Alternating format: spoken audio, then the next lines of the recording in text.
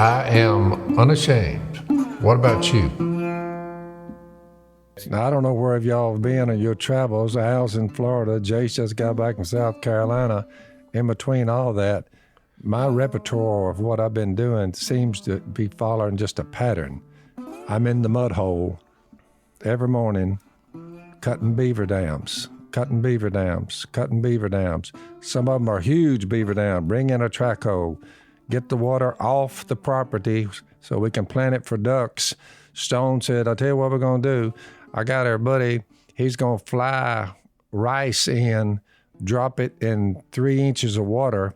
If you can get the thing down to 3 inches of water, he's going to fly by and dump rice, plant it in an airplane, take him 5 minutes to plant the whole thing over there. Y'all did that?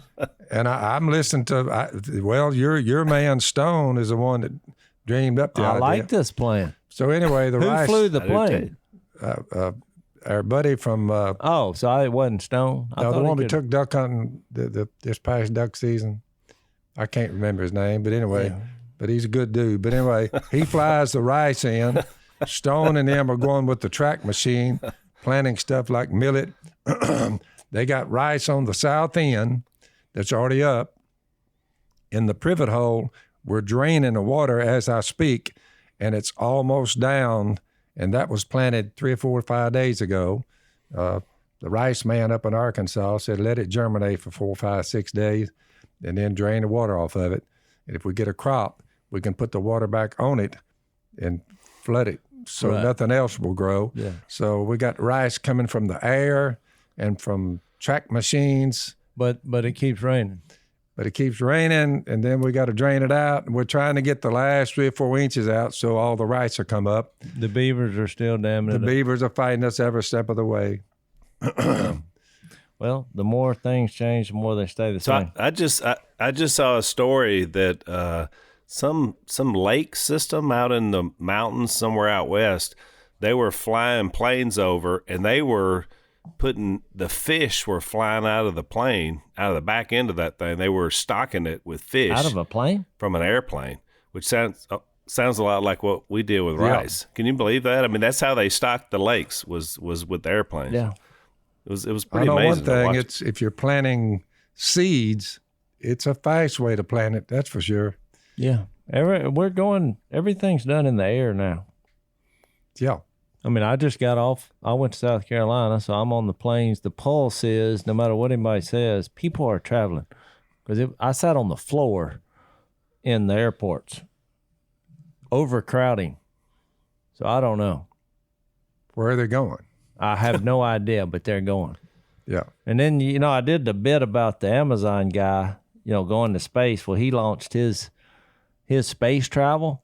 They took off, and it was on every news organization. He's going to space, and there were people that the newscasters like, I have chills right now, and I actually heard one of them say that. And if you give them, how much money does it cost to make a trip to outer space? What now, $5 million or something? Oh, way more than that. The seat next to him went for $28 million. $28 million you ride in that. So I thought he's gone. Well, I do a couple flights to get back here. And by the time I got home, they were already back.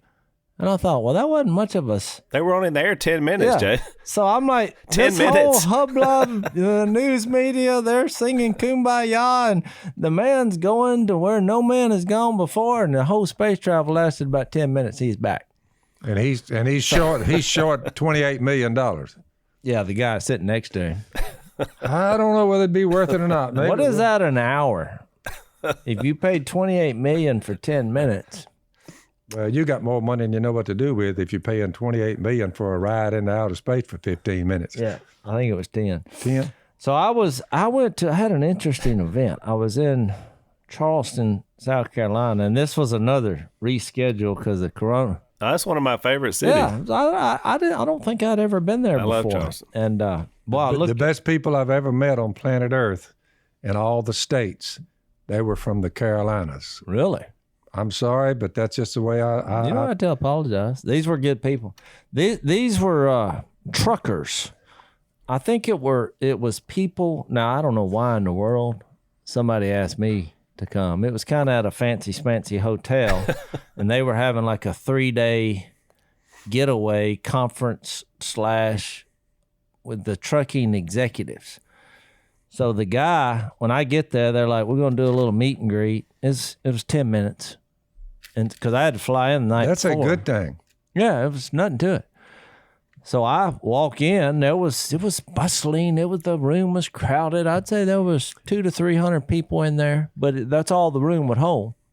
And so the guy introducing me, he's like, he came out with a sheet before we got up there, and he was like, well, here's the introduction. Here's what I have. I was going to make sure this is fine with you. I said, oh, no, that's way too long.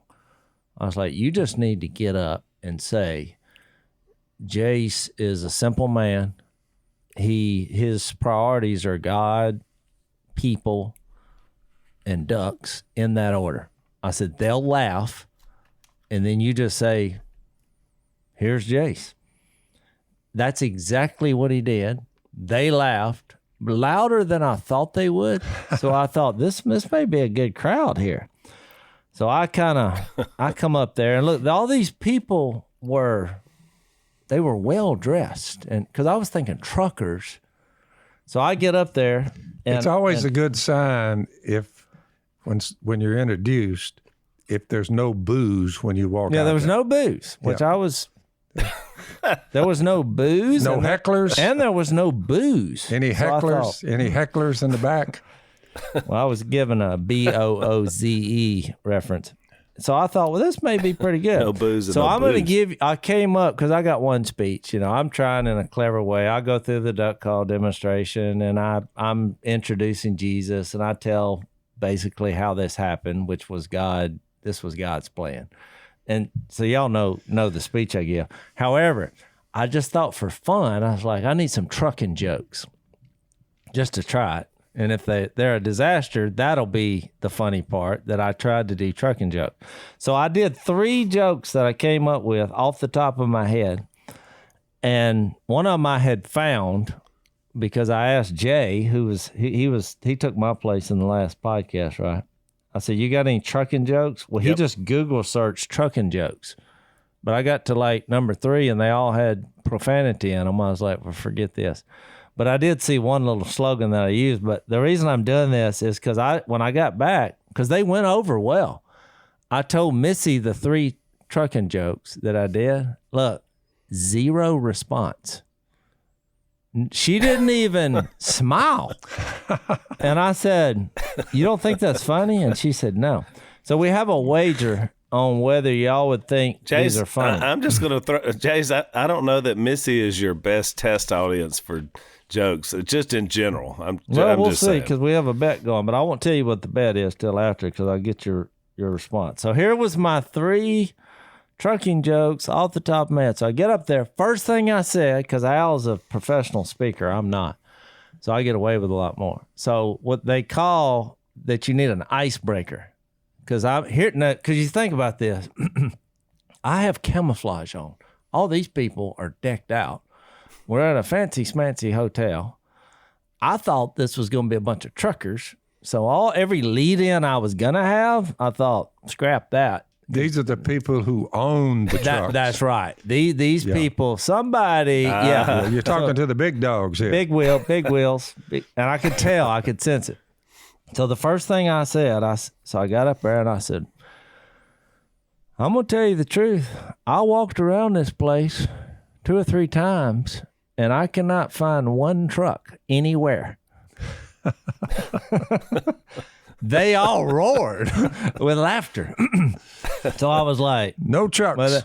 no, where's the trucks? So I said that. I said, where are the trucks? So that was the first one. They all laughed, Al. Missy, nothing. Yep. So that led me to this. I'll give that a grin, but not. No. Yeah, that's a So great- I said, well, and then I said, boy, y'all are a lot more sophisticated and well dressed than I anticipated. Because and I said, of course, I'm not much on wardrobe. They had a little chuckle on that because I basically, However, you're in South Carolina, which So- they, South Carolinians, Southerners. Yeah. So That helped. So I said, so what do you call a trucker in a suit? And I asked them, I said, you can say, because I wanted to see if anybody knew this joke. Nothing. Nobody said anything. So I said, so you got the joke? What do you call a trucker in a suit? I said, the defendant.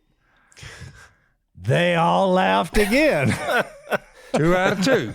I was like, 2 out of 2. Missy, nothing. That's actually pretty Missy funny. said, there. well, I don't get it. I said, because he's in court. He's committed a crime. They don't normally wear suits. She went, oh yeah. She said, that's not real funny. Yeah. It takes too long to. So then the third one, which I completely made up, I said, the only famous trucker that I'm aware of course you got to remember I made this up. I said, was the trucker who was going to prove that the earth was flat, but he drowned. They all waited like y'all did for and they all laughed. And then I said, I made that up. And then that was the best laugh I got out of the whole deal. And I made it up. And Missy said, I don't understand how he drowned. I said, he was driving his truck. He was going to prove that it was flat. But you can't drive very far without running into the ocean. She's like, well, that's just stupid. I said, but it was funny. And the fact that I made it up and they all laughed, they liked it. I guess you got to be a trucker to like it. So what do you say? Was I right or wrong? Were they funny or was it just, no, or was Missy right? No, I think that was excellent. And I have to say that Missy, Dad, is sort of like Rodney Dangerfield. Tough crowd. Yeah. She'd be hard to get I would on say that one. But I thought that overall was pretty she's good. slow to laugh. Slow to laugh. Yeah. Well, if she, It's got to be real Especially funny to for her to Jace. say, ha ha. I've never seen her do that. I've seen her do it, Yeah. but the stuff she laughs at, I got nothing. Yeah. They're not funny. She'll watch these home renovation shows, and Home renovation. that's her number one show. She watches them, and she laughs, and I'm like, they're not trying to be funny. Yeah, but somewhere I never in checked there, into the home renovation crowd. they actually have a channel, Phil. I didn't know this. That is a home and garden channel, 24/7, because it's on at my house. Really, learn something every 24/7. day. Yeah. So that was the Charleston quite a bit of trucking. that. But look, I will say this, because you got to remember, this is not a church setting. These are truckers. And so I do the duck call. We have some laughs. We have fun. I share Jesus. And it was probably the most people that have come out of the audience on my way to the airport. I was, because I'm like you. Once it's done, we're out of here. Yep. Because I was on a real tight schedule. But there were more people that came up after that, just as we were walking out, saying things like, that's the most sense I've ever heard from a church perspective or a Bible-based thing.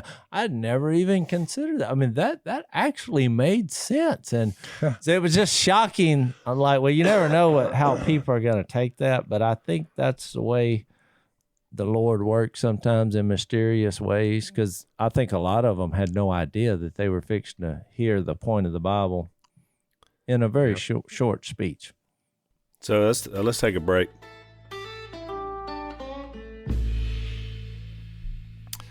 So we got a brand new sponsor. It's called Martha Stewart and Marley Spoon. Did you ever think, Dad, there'd be a day when Martha Stewart would be sponsoring our podcast? I mean, we've come a long way since the old days. It's like she's been here forever. She has been. She's very good at what she does. So basically, this is a company that delivers new menus and foods to people's homes. I mean, one of the things the pandemic has changed is, people going out to eat. A lot of people don't cook. Our family's a little bit different, but most people eat out. Well, then you can't go eat out. What are you going to do? And so a lot of companies have sprung up, but this is a really good one with a great menu. You get a lot of different recipes. They're going to come. They're very good at what they do. So if you're tired of the same old, go to marleyspoon.com, MARLEY spoon.com, and you're going to get a lot of different meals, a lot of great stuff. And for our listeners, you're going to save $100 on your first 4 orders if you use the code PHIL. So that's marleyspoon.com. Use the code PHIL and save $100 for your first 4 orders. So, Jace, were they from all over the country then? Was this kind of a convention for them? So they really weren't from because I said, well, where's the plant at? And they were like, what plant? I was like, well, I was serious. Where's the trucking? They're like, well, we're from all over the United States. Well, they're just gathering here. Because originally when I booked the event, it was going to be in North Carolina. And I was like, what, did y'all move your home base operation? I never had a handle on what exactly was going on or why. All you have to do is hit the interstates and look around. There's a lot of produce and whatever up and down these highways, Al. You know what? It's a big business. Trucking companies are still, even after all the advances, we're talking about people going to space, trucking companies are still the backbone of American economy.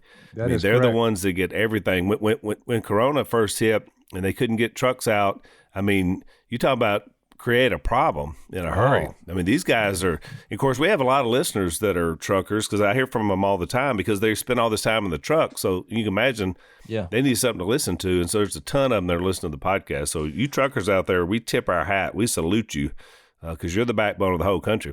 There were 3 times where the audience, which this was unusual, erupted in applause during my speech. One is when I mentioned the podcast. I said, well, I do a lot of y'all like, what do you do now? And I said, we do a podcast with me and my dad, Phil. And I said, and my weird brother, because I talked about you wearing khakis and the lack of facial hair and all. That's always a guaranteed laugh. And they all applauded. So I thought, okay. The second was I told this story about, I think I have this hat on, that I got from, it's actually from the book of John, where Philip and Nathaniel, and I kind of told that story quickly because I was in Walgreens that morning, didn't have any deodorant, and I figure if I'm going to do an event, I might ought to take care of that. So I'm in Walgreens, and I come up there, and there's 2 young African-American women behind the counters. There was two stations there, but nobody else was in there. And so one of them said, what's come and see about? And I realized I had this hat on, which was a slogan that The Chosen, the TV show that you subscribed, that's crowdfunded, about Jesus and his followers. I said, oh, I'm glad you asked. I said, there's a show, The Chosen. I said, y'all have heard of it? Neither one of them had heard of it. Of course, you got to remember, I'm in Walgreens here. And I said, well, here's what happened, that story. Nathaniel was under a tree. Y'all remember Nathaniel? And one of them said, I don't read the Bible. Yep. So when she said, I don't read the Bible, I thought, okay, we possibly have a non-believer here. And the other one said, yeah, I know that story. I said, well, they said they had found the Son of God. The Son of the living God was on the earth. This is a couple thousand years ago. And Philip was telling his brother this, that we found him. And so Nathaniel was excited until they said, well, where's he from? And they said, a little place called Nazareth. And he's like, oh, no, that place. No way the Son of God come out of there. I said, and then Philip said, come and see. Because he wanted to show him Jesus. No, this is the Son of God. And so what was funny is I'm telling this to these 2 young women where there was a couple people that had gotten in line behind me. And I kind of surveyed the scene, and everybody was just looking like, this is happening in Walgreens. Yeah. And so so I was told that story, but when I mentioned The Chosen, they all started clapping. Well, a few who had seen the show started clapping. Well, then everybody started clapping because you're in a crowd, and people started clapping. Oh, I'm supposed to clap. And I was like, y'all don't even know what y'all are clapping for. Some of y'all have not seen that show, so I got to introduce that show, which I thought was good. And the other thing that they clapped about was when I explained the Bible. I did this little bit in less than 60 seconds, and y'all have heard me do this many times, but where you got Genesis to Malachi, Jesus Christ is coming to earth, God in human form. Matthew to John, he's here. We got the red letters when he spoke. Then Acts to the Revelation, He's coming back. They all clapped, which I took that as a good sign. Very good sign. That's why South Carolina people are some of the best people I ever met on planet Earth. But technically, they were from all over the U.S. These are truckers. Yeah. I felt way better about the trucking executives after this encounter. Yep. Well, it's pretty nice, Jace, that you can still, you think about it in current America, you were talking to, executives in one of the biggest businesses in our country, and yet you were able to couch that in spiritual terms as well as talk about, whatever you want to talk about. I like that you can still do that because this day and age, everything is so woke that you'd think you wouldn't be able to do that or it'd be well received, but it still is. And like you said, these people from all over, you probably had, a wide range of people that were listening to you. Some believers, some not, Oh, I'm positive 100% there were people who did not believe in God in there. But I disarmed them a bit because I said, look, I know some of y'all don't believe this, or you might have had a bad church experience. And I'll go through this deal about churches always do the same thing. I was like, you got to remember, we're all flawed people. And you have people in charge, despite them, they may be called elders, pastors, evangelists. But guess what? These are flawed people too. Yep. But God uses flawed people. That's why he went to the cross. And I explained all that. I said, so you basically got to remember that going to church is like eating fish. You got to spit out the bones. We all have flaws, and forgiveness is interwoven in all this. So it's kind of a good way to share the answer to new beginnings and off the planet, to live again and live forever, to people who probably are never going to hear it any other way. And so I'm like, I use your line. If you got a better idea, I'll have 5 minutes as I'm walking out of here for you to lay it on me. Lay it on me. And guess what I heard? 0 ideas about how to get off the planet. So in your absence, Jace, we had a couple of podcasts while you were on the road. I told our podcast audience that we send you out from time to time just to gather stories, which of course you've gathered more that you share with today, which is good. But we had 2 podcasts that really wound up being, I would say, because I kind of reflected back on it yesterday because we filmed those on Monday, and I would say the theme was "Who's a Man," which was what you and I heard growing up from Dad, because that was kind of his mantra. Be tough, don't whine, don't cry. Don't worry about getting hurt. You'll get over it. And so we were talking. That was kind of our theme for both podcasts. Not really planned that way. It just worked out. So on the first podcast, we had Cy and we had Stone. Oh boy! And then we had the because I had planned on having them, but then they were going to have a guy on their podcast later that day that was the world champion arm wrestler. And when Jay told me about it, I was like, the world champion arm wrestler? I said, and then he tells me the story about this guy, and I started doing a little research. I said, we got to have him on our podcast too. So I was just going to have him on for like a couple of segments, but it was so interesting. He wound up staying on the whole time. But Jace, his arms, Dad, how big were his arms? I was fixing to ask that. How big was his arms? The guy comes in, and when he appeared, he took up the doorway, from side to side. And when he walked in, he looked like the world's greatest arm wrestler. He had big arms.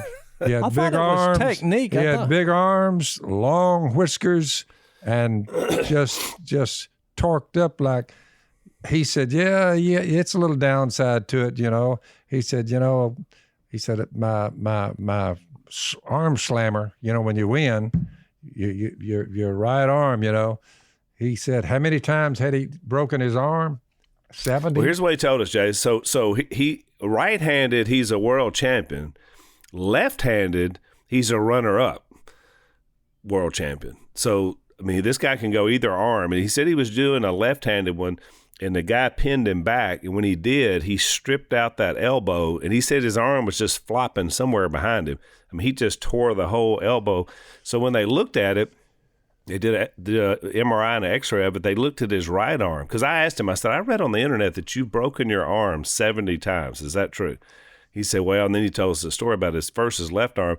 When they did an X-ray of his right arm, they found 70 old fractures in his arm bones, in his right arm. So the man has has broken his arm. 70. But look, he never stopped. He never stopped arm wrestling. And he never stopped smiling about it. He had the best attitude, and he's real soft-spoken, you know. I mean, you look at him, and you're kind of he's very menacing and imposing. But when he talks, he's very soft-spoken. He's a godly man. His wife is a 7-time national champion. She was, you know, off camera Arm wrestling when we did too? the podcast. Yeah.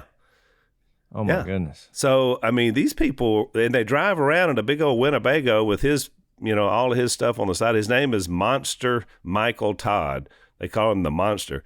Yeah, I told him, I said, I haven't seen a rig like that since, who's the guy at the two rock and rollers? ZZ Top. I said, I haven't seen a rig like that since ZZ Top pulled in here one day and we talked it over. I said, Well, boy, those were some interesting guys. Remember that? yeah.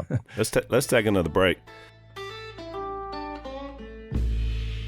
So, Jace, while you were gone, when we had Cy and Stone and the arm wrestling man, we talked a lot about aches and pains. Of course, you know, I kind of felt bad complaining about some of the stuff I hurt for after this guy's broken his arm 70 times. I was like, well, you know, it made me feel a little less manly, but at the same time, hurting is hurting, right? You know, he's a walking ache and pain. So here's what surprised me, Jace. We're talking about this on the podcast. All of a sudden, Cy said, hey, boys, that's why I take Omega XL. And so we went into an Omega XL ad during the podcast, and I didn't even know Cy was taking it, which is great. And it's helped him a lot. Of course, his dad and I talk about it a lot because it's helped us as well. These guys have 35 years of clinical research, and they deal with inflammation, which is the key to your aches and pains. So here's what you do. You go to omegaxl.com/Phil. You buy a bottle, you're going to get a second bottle for free. That's omegaxl.com/Phil. Or you can call these guys 800-844-4888. That's 800-844-4888 and stop the aches and pains.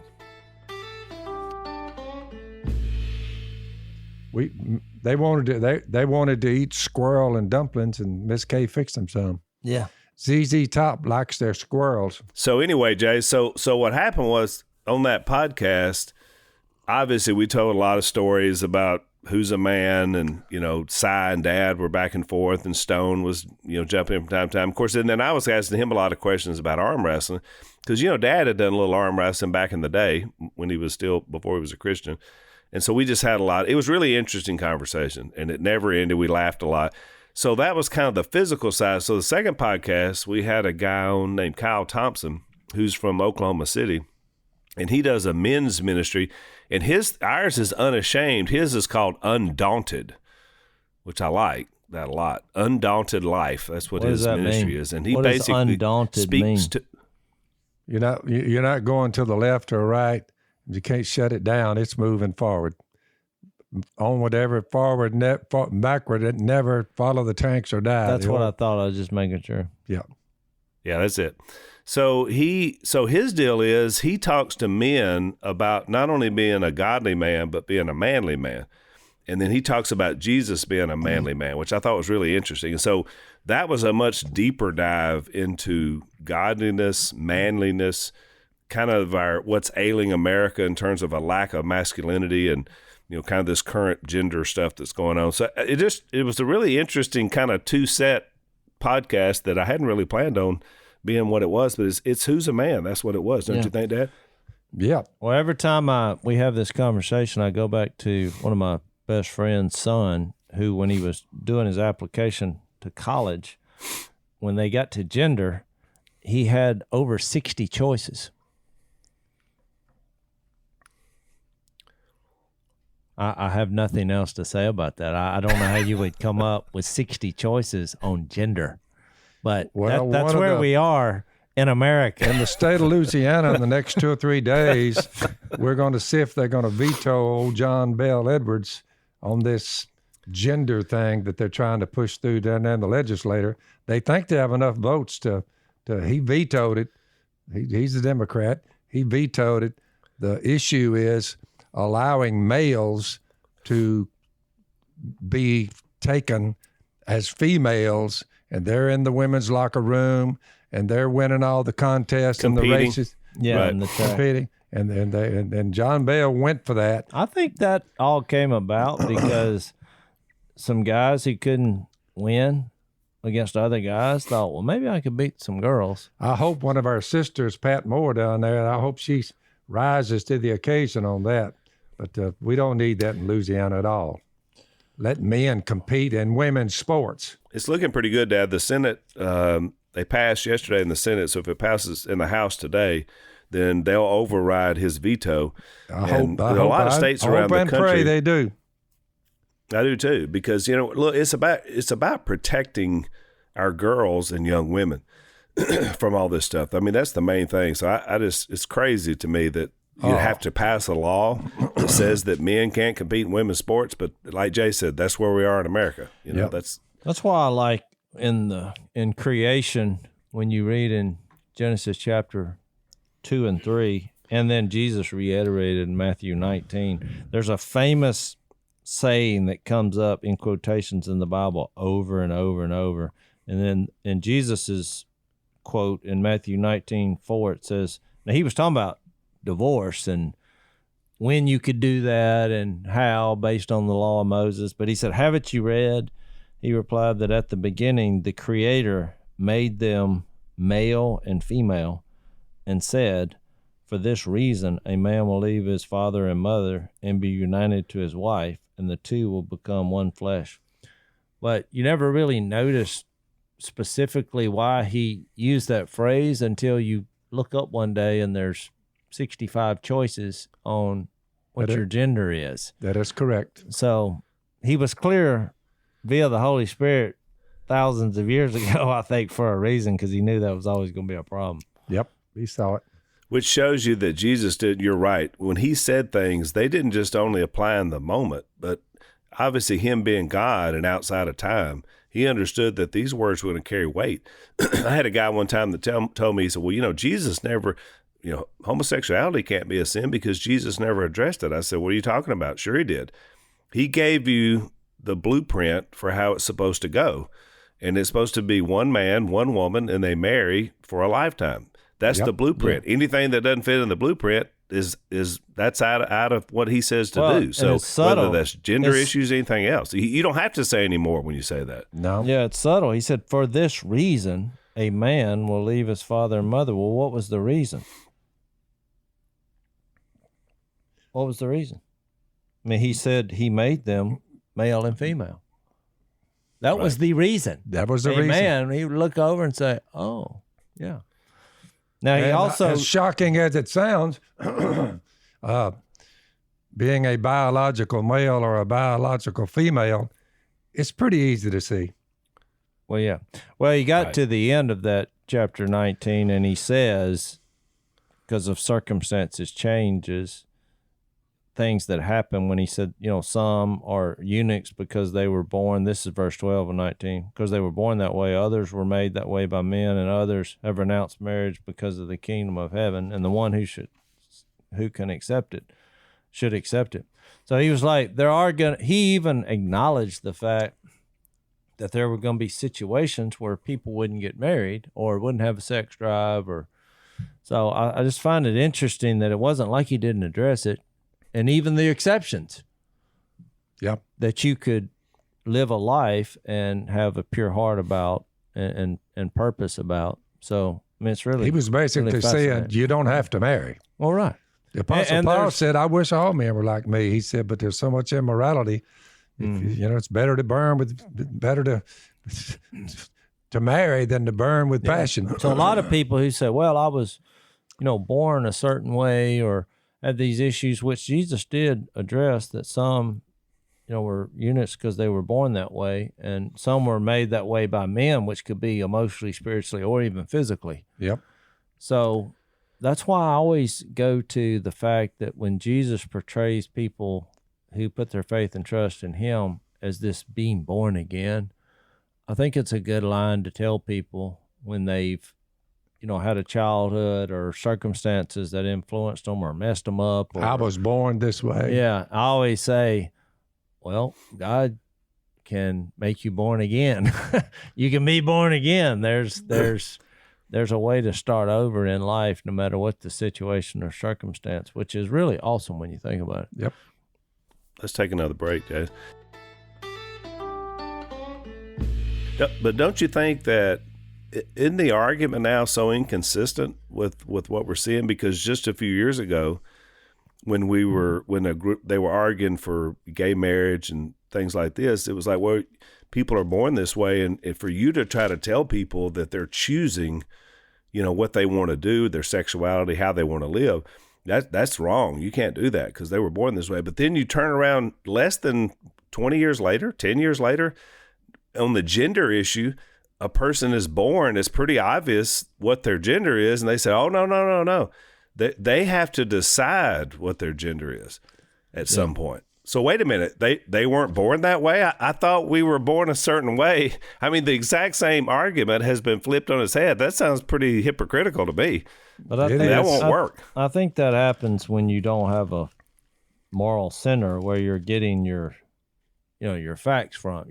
They're just trying to figure out a way to make this work. There's a small percentage, I think they call them the unisex people, that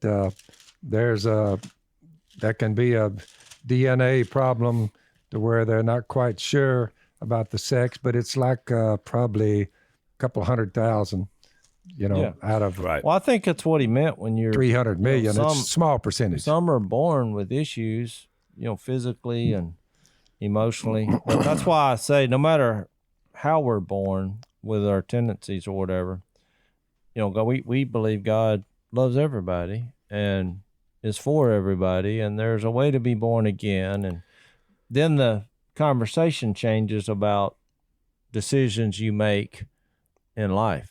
I mean, how we live our life and the decisions we make, to me, is God's business. It's your business and it's God's business. So I think where the church gets off in this is they try to police behavior. That's not our role. Our role is to introduce Jesus, and that basis of grace that's what the Bible says, Titus 2. The grace of God teaches us to say no. And he'll tell you what marriage is. You figure it out. That's why when people, they'll try to trap you if you believe in Jesus. They're like, well, are you against this or for this or against this? You're like, I'm pro-Jesus. I give people Jesus, and when they allow that to be the basis for their decision-making process, things change. Lives change, decisions change. I want to bring up something since we're totally off the rails on this podcast. The guy sent me this because I brought up the idea about being born again. I'd never heard this. I wanted to ask y'all this. It's a confusing passage, but in 1 Peter 3, of course, he starts off talking about wives and husbands and our role from a spiritual standpoint. And then he gets to verse 17, and he's talking about suffering for following Jesus. But it says, it is better if it is God's will to suffer for doing good than for doing evil, which is an aha moment. Then it says, for Christ died for sins once for all, the righteous for the unrighteous, to bring you to God. He was put to death in the body, but made alive by the Spirit. Now, this next phrase is the one I wanted to ask y'all's opinion about, because I've never really known, I've never really got my head around what this means. But in verse 19, it says, through whom also he went and preached to the spirits in prison. So you're like, what in the world is that while he was dead? Then he goes on to say, who disobeyed long ago when God waited patiently in the days of Noah. Now we're going way back while the ark was being built. In it, only a few people, 8 in all, were saved through water. And this water symbolizes baptism that now saves you. And it's not a physical thing of taking dirt from the body, but it's the pledge of a good conscience towards God. What we were referring to as being born again. Jesus saves you, but you have this opportunity to surrender, make the pledge, reenact his death, burial, and resurrection. So it saves you by the resurrection of Jesus Christ, who has gone into heaven. Now, here's my take on this. This guy sends me this. He's like, what do you think about this? And he sent me a video and some Bible scholar had come up with this about what that mean, where Jesus went and preached to the spirits. Or maybe I should just ask y'all what y'all think that is now before their spirits are in prison now. But when he was speaking to the people in the days of Noah, they were fully alive and fully cognizant of what he was saying, what God was saying through the Spirit. He basically was saying, you need to repent, because if you don't, I mean, you're going to die. I'm going to drown you unless you repent, because you got to remember, their every thought was evil. Well, right. So they were told, and they said, Noah, you're an idiot. Do you think water's going to get right here? He says, there's a big water coming. Yeah. And in fact, in Hebrews 11, it gave the impression that it hadn't even rained yet. Well, that plus by faith, Noah, when warned about things not yet seen. Now, that's why I thought maybe the people who are now dead, back when in the days of Noah, they were all standing there. And by faith, Noah, when warned about things not yet seen, God told him, in holy fear built an ark to save his family. By his faith, and here's the spirits who are now in prison who didn't listen before the flood. By his faith, he condemned the world and became heir of the righteousness that comes by faith. Yeah. 8 people survived, Jace. Yeah. Because all the people that Noah was warning, they said, get out of our face. There's not going to be a bunch of water that's going to flood the earth. Are you crazy? Yeah. And he stuck to his guns, and you say 7 more believed it. But out of the entire population on planet Earth, 8 believed it and got out. That's why I think you got to be more positive about what's going on our planet now. You know, when you're down to 8 people, you've pretty much lost your moral compass. Look at where all the warnings, look at all the warnings that God has given all the nations that ever were. Yeah. But they all rise, Jace, all of them, and they all collapse. Yeah. Well, you say, well, what happens? So the same thing happened in the days of Noah. Now they're in prison. Yeah. You know, they're lost. So what do you think, Al? I think Dad's on target. Let's take our last break. I think that he's talking about the Spirit that was present all the way through. And it's kind of the Hebrews 13:8, you know, Jesus Christ is the same yesterday, today, and forever. Yep. He's always been there, and so has the Spirit, even way back in the days of Noah. And so that same Spirit that spoke through Noah to speak truth into people that would not listen is the same Spirit that goes present today. So I've always taken it as that was his focal point. I think not there's necessarily actually more. If any good news in all of this, there are more now than in the days of Noah. There's a lot of mischief going on. I mean, you know. Because we're all flawed. But there's a lot of people who love Jesus and have put their faith and trust in him, and they're living out their purpose. Thank God for that we didn't get down to 8. Well, that's what I'm trying to be positive here. Yep. Well, look, I believe the same thing, what y'all said about that. But this video this guy sent me was very interesting. And look, I don't know if I agree with it because I haven't researched it. I just watched the video. But I thought it would make an interesting conversation. Because this guy, he basically, I'm not real familiar with the book of Enoch. Have you ever read that, Al? I haven't, but I've heard about it. Yeah. Well, this guy had read it. Now, Enoch is referred to in Hebrews 11:4 and 5. He was one of the guys. There's been a couple of others. I'll read the Hebrews 11:5. It says, by faith, Enoch was taken from this life. And he was the Enoch. Well, Enoch. Yeah. I mean, Enoch. was taken from this life so that he did not experience death.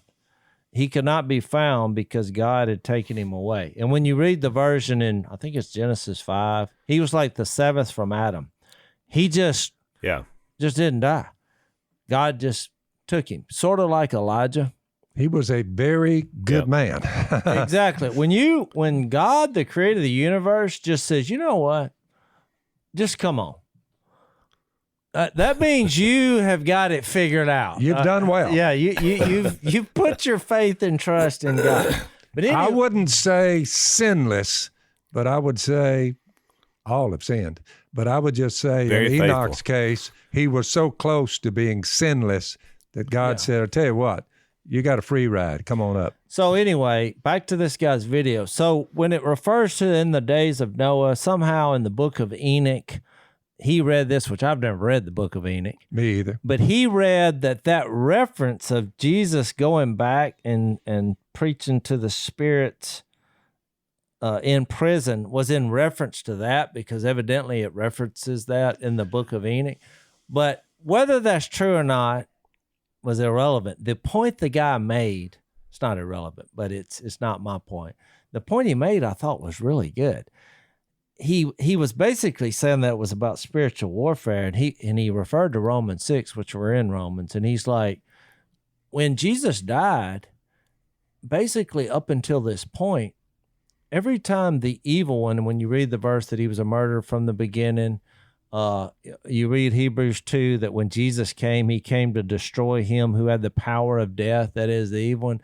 His point, based on what he read in the book of Enoch and the reference to the days of Noah, was that when Jesus died, he went to that world and basically preached the sermon, oh yeah, sorry, you have no control over me. And when you read the passage in Jude about those angelic spiritual world being bound since Sodom and Gomorrah, he made that point also. And so what I really love about this video was that he's like, and now we reenact Jesus's death, burial, and resurrection in baptism that he brought up. And here was the point that I loved.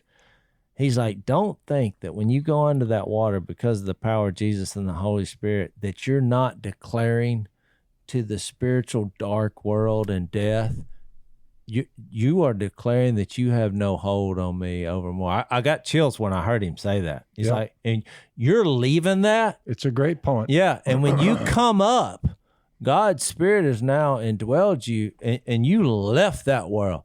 So I thought, you know what? I hope this is true, because I really like it. Think about it, Jace. Everybody That's can pretty look. good. And Al, when it came my time to make the decision or not, look at the change from the time I said Jesus is Lord and the old Phil Robertson died to sin because he was convinced Jesus died for his sin, and the old one was buried. It died, buried, and just like Christ was raised from the dead, we too may live a new life. Well, just look at the new life from the time I was 28 to the time I was 75 and tell me that there's not a big difference there. You say, well, what in the world happened to that dude? You see what I'm saying? Yeah. That's how powerful it is. Oh, exactly. Well, I know that was and you never know. that was a deep subject, but I thought the physical and the spiritual, because when we think of a physical prison, we get that. And we've said earlier that you can be free in Jesus inside a physical prison. Yep. But this idea of a spiritual prison and God, having it be impossible for death to keep its hold of him during that 3-day period, him being able to declare in whatever way you declare in the spiritual world, the spiritual forces of evil, that our side is greater than you. We have the power over this once and for all, which I think makes sense tying into Enoch, because he didn't even experience that. God just took him. He just was. He became eternal in that process. But we'll all have that process and that triumph over death, and we get to reenact it. It's here. a good way to show you that we are made up of body, soul, and spirit. Yeah. I mean, it's a good way to look at it. And you say, because the people who have died before us, their bodies have long since melted away, but their souls and spirits. Yeah. Yeah. Don't worry about the one and get rid of the body. But all of the people that were preached to in the days of Noah, you say, their spirits are still there. Yeah. That's why I brought this up, because And it's not bliss where they are. When you use the term born again, I think a lot of people in church, they use that as like, it's just a phrase that doesn't have a lot of meaning. They're like, oh, you know, I'm a born again Christian or whatever. When you say you're born again, you just said a mouthful. Yeah. And I brought this up because you're declaring to the spiritual world that I'm indestructible and you have no control or no power over me. And yeah, I might have been screwed up before this, but I've been born again by the power same of God. Peter that went through Noah, and then when he preached to the spirits, he right before you get to that, in 122, now that you have purified yourselves by obeying the truth, there's the gospel, so that you have sincere love for your brothers, there's the life change, love one another deeply from the heart. Here's the reason. For you've been born again, not of perishable seed, Yeah. but of imperishable, through the living and enduring word of God. All men are like grass. It said they're here today and gone tomorrow, but the grass withers and the flowers fall. That's the human race. Yeah. But the word of the Lord stands forever, and this is the word that was preached to you. It's awesome. Where's it at exactly? That's 1 Peter 1:22 and following. Well, that was the foundation for getting to 1 Peter 3. That is correct. Being born of imperishable seed, which having that knowledge that you're not bound by the spiritual chains that bound you. The Spirit seals the deal, Jace. Yeah, and you have a body coming that's imperishable. When I get the new body, first thing I'm going to do is challenge this arm wrestling guy, because then I'll have the tools. There'll be no breaking of the arm. You can arm wrestle. Look, they balked in the days of, there's a big bunch of water coming. And what Peter said was, 8 in all were saved through water. And this water that saved the ones who said, the 8 symbolizes baptism. He says was built. In it, only a few people, 8 were saved through water. You're like, what does it mean, Peter? Well, this water that saved them because they believed it, and they had a boat, and nobody else did because they said there will be no water. Well, bad move. That water that saved the 8 symbolizes baptism that now saves you all. You're not taking a bath. Yeah. But you're... Well, he was leading to Jesus. God is the boat. It saves you by the resurrection. That's right. You're putting your faith and trust. But I do think it's awesome It to is. reenact that, and in your mind do what Jesus did in his death, which was declare to the spiritual forces of evil, you lose. When the people kind of held up their and were all cut to the heart, when Peter preached, the same Peter preached the gospel 30 years earlier when he was in the book of Acts, and he preached the gospel, and he said, you killed the Messiah. But he's been raised from the dead. They're like, oh my goodness, we by killing him, that's going to save us? Peter said, now you understand. They said, what do we do? Well, he did say, repent and be baptized. Yeah. Every one of you. Well, that's his explanation 30 years later when he said, look, Exactly. Noah preached to him, but they said, get that junk out of here. It's not going to be water here. There's never been water up here in the middle of the desert. If you got a better idea, good luck. All right, we got to go. Thanks for listening to the Unashamed Podcast. Help us out by rating us on iTunes. And don't miss an episode by subscribing on YouTube, and be sure to click that little bell to get notified about new episodes. And for even more content that you won't get anywhere else, subscribe to Blaze TV at blazetv.com/unashamed.